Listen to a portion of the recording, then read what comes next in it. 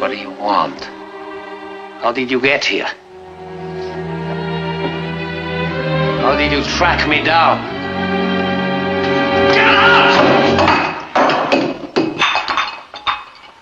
Stop acting like a fool. Get out of here! I told you not to follow me.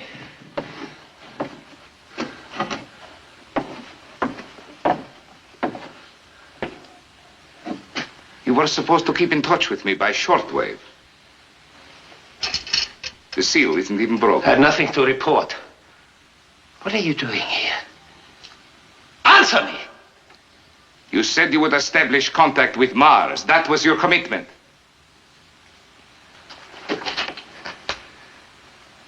I'm trying. We are not paying you to try, Mr. Calder. We expect results. And you might have had results if you had done as I asked. Conduct your experiments at our laboratories at Berghof, where we could have supplied you with skilled assistance. Instead of which you buried yourself here in the Andes, alone. No one to assist you. You mean no one to watch over me? Thank you. I've had one taste of jail. I don't know why you complain. We extricated you. We helped you. We want scientists of your caliber, Mr. Calder. We treat them well when they serve us. Serve? Are you talking to me? I don't owe you anything. You owe us your freedom. It was the Americans who threw you into jail and our men who helped you to escape. Not to mention all this equipment which you have piled up. This was an investment. Now we demand an accounting. I'm not a bookkeeper. We don't make investments with no returns. You know our policy. Are you trying to frighten me? We had an agreement. It is my responsibility to see that it is carried out. You're threatening me with extermination, huh? Is that the policy you refer to? You find the idea amusing? Highly. You won't harm me. You need me. Think they have humbled me, huh? Bringing me, Franz Calder, to this. Cringing, hiding. Just another rat in his hole. But all this won't last. The rat will come out. And then the world will listen. You want a report? I'll give you one.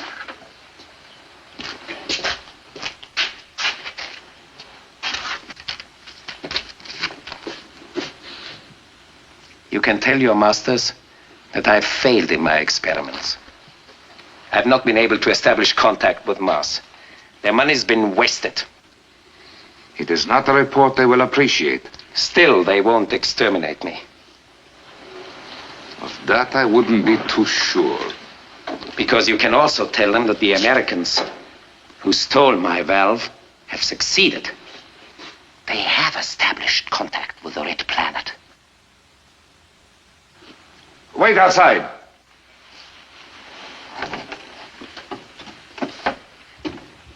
Are you serious? Newspapers will tell you as much in a few days. It's not in the American character to keep silent about success. But that's incredible that they should actually... Why? You expected it from me. But you said that your equipment was the best in the world, that no one could duplicate your developments. I forgot the 7-year start the American had on me. 7 years while I was in jail. 7 years. Don't let's start that again. What shall I report? What can you report?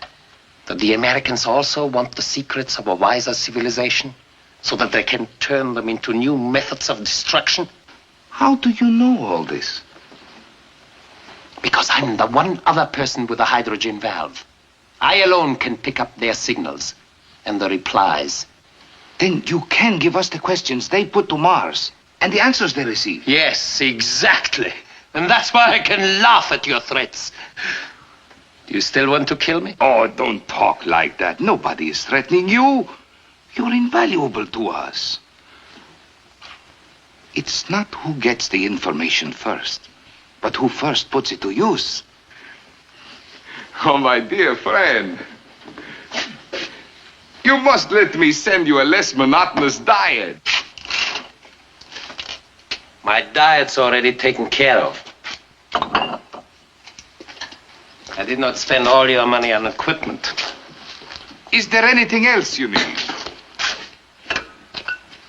Yes, one thing. Let's drink to it. By all means, my dear fellow.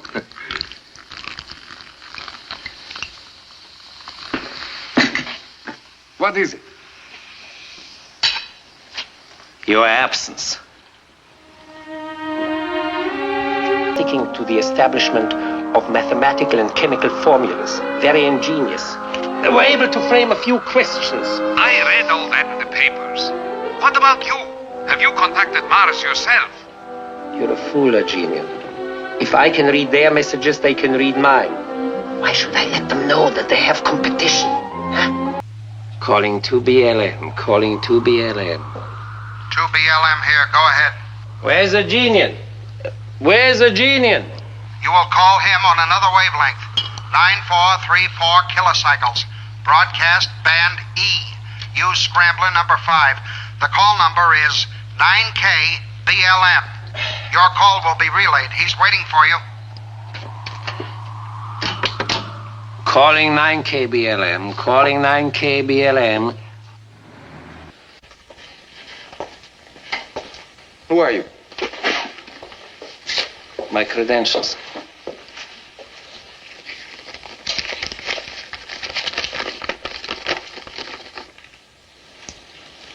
The hydrogen valve. Mm-hmm. The original specifications. Where did you get these? I drew them. Calder. Franz Calder. Where have you come from? This afternoon, you parked your station wagon in front of the post office. You didn't look in the back when you drove home. Neither did the guards that surround your place. This is the most stupendous joke I've ever heard. We thought you were in Russia, and here you were in this country all the time. Only since yesterday, Mr. Cronin.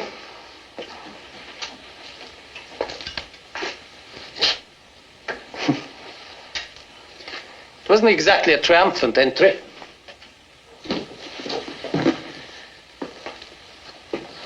Mr. Cronin, did you ever have to crawl through the mud beneath a barbed wire fence?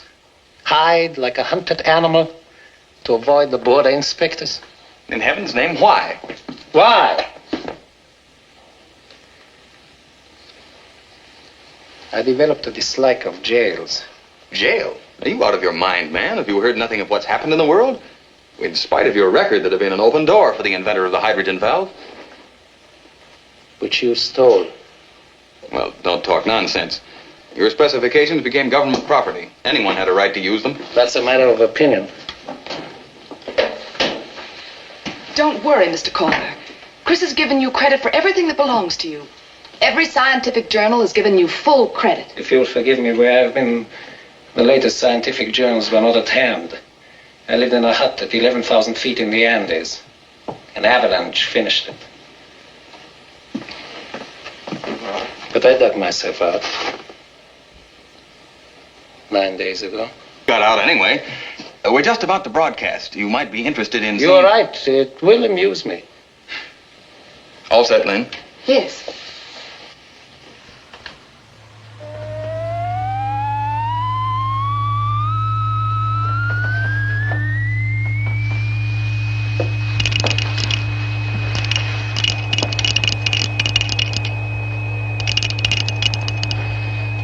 It's a shame you didn't get a chance to carry on your work yourself. In a small way, I did. You built a transmitter. Naturally. And then you might have picked up Mars. I tried. I never succeeded. All right, Lynn, shut it off. Well, with your knowledge and the valve, you should have succeeded. Unless, of course, atmospherics play tricks at that altitude. On some people, Mr. Cronin. You won't mind if I take my coat off, huh? Yes, on some people. What do you mean by that? Of course, I only got out with what I had in my pockets, but I think this will interest you.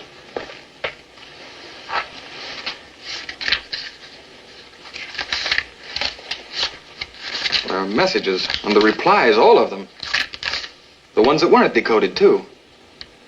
Then you did pick up Mars. No. How else could you get these? When did you hear from Mars last? 9 days ago, wasn't it? A little after 8 o'clock. Now, you figure the difference in time. And you'll find it was about half an hour before my set was smashed. I don't believe it. How slow you were in thinking up that pi formula. And the creation of a vocabulary. Huh. Aren't you grateful that I made it so easy for you?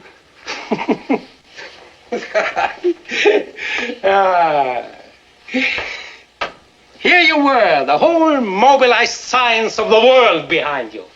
And there was I, alone, giving you answers. You sent the messages. The whole thing was a fraud. That credit I will share with you. Why? What were you after? Shall we say, amusement? You thought you'd created a new Earth, and I destroy it. A new heaven, and that I shall destroy. Once my story is told. You can't do it! You can see the possibilities for entertainment, huh? Listen to me, Mr. Calder. I've 2 children over there in that house, and I'm just one of millions. Millions of women that for the first time know their children are secure. You can't destroy that! Paradise lost, Mrs. Cronin. Paradise lost. That's my present to the world. He's lying, Linda. Those messages were from Mars. They came from outside the atmosphere. You take me for an amateur, huh? I shot my signals up to hit the heaviside layer. They deflected down at any angle. Naturally, they seem to come from outside the atmosphere. No. Once I detected your signals, the rest was easy. I could accomplish much more, making you believe I was Mars, than ever getting Mars myself. Chris, What is it? he did not send the religious messages. Of course I didn't. You know that. What do you mean? Here are his messages, the very first few as we received them. But when we asked how they've kept themselves from blowing each other to bits, his answer was, one tribe must hold the power. It had nothing to do with the Sermon on the Mount. It was the prophet talking to us. The prophet. Clever of you to create him. You played right into my hands. I smashed your economic system with a power panic. But that still left my friends in Moscow. I had to smash them too. From my hut, I could see the statue of Christ. I never thought of using him against them. Thank you for that idea. They must have been desperate. Who? Kerry, Sparks, all of them. They must have done this in Washington. Darling, you were there. You spoke with Sparks and the president. Did you think they were play acting? I don't know. Who did it is immaterial. When I saw the effect on Moscow, I knew you'd created my weapon for me. That's why I let you raise the world up with all that muck right up to the sky, so I can dash it down to hell when I tell my story. You can't do it, Calder. Who's to stop me? God? He had his chance 9 days ago. If I hadn't dug myself out, you'd have gotten away with your fraud. It was no fraud. You'd have won. It was no fraud. You don't expect me to believe those messages were not faked. We expect you to believe the truth, just the way the rest of the world believes, just the way we believe. But here is my proof. There have been no messages since my transmitter was shattered.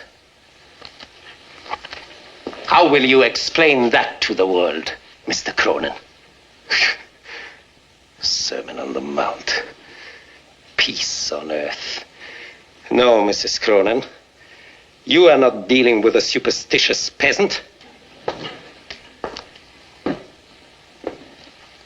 If those first messages were fake, the last were too.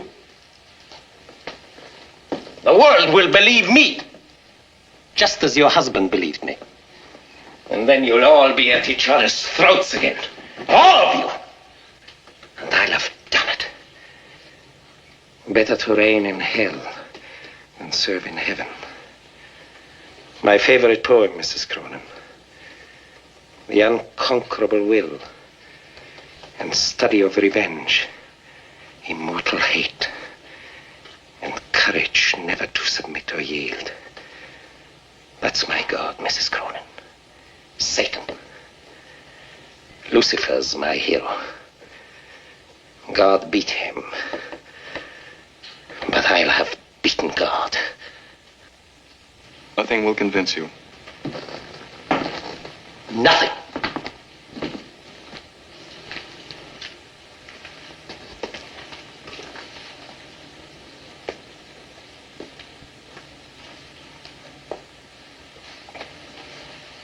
It's 8:26 according to your clock. I sent a telegram in your name inviting the press to be here at 8:30.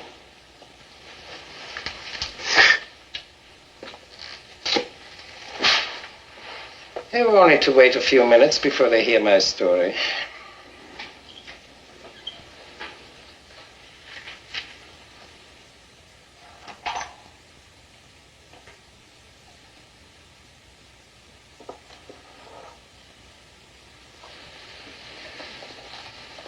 Why didn't you tell it right away? Why did you come here to torture us? Suppose someone had stolen the fruits of your genius, wouldn't you want to see them humbled in the dust? Perhaps. And it doesn't matter. Linda, you go back to the house. Do you remember what you said to me the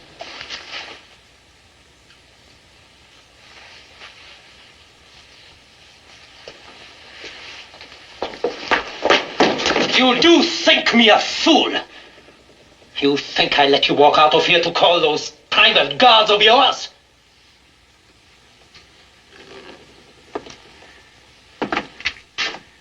What's the matter, man? Cheer up. The reporters will be here in a few minutes. You like publicity, don't you? 2 minutes before they get here? You're not going to smoke in here. God gave us free will, Mr. Calder. It's what distinguishes us from the animals. We can choose between good and evil. But if we choose evil now, that's the end of the human story. I can't let you do it. Stay where you are! It's a simple problem, isn't it, Mr. Calder? To let you tell your story and risk setting mankind at each other's throats again. Or to see that you keep silent and save mankind. Val! Give me a light. Don't! Don't! The room's alive with hydrogen. A spark now would... Now will you believe? Your set's destroyed. But there's a message coming in. There's your proof. Beat me now!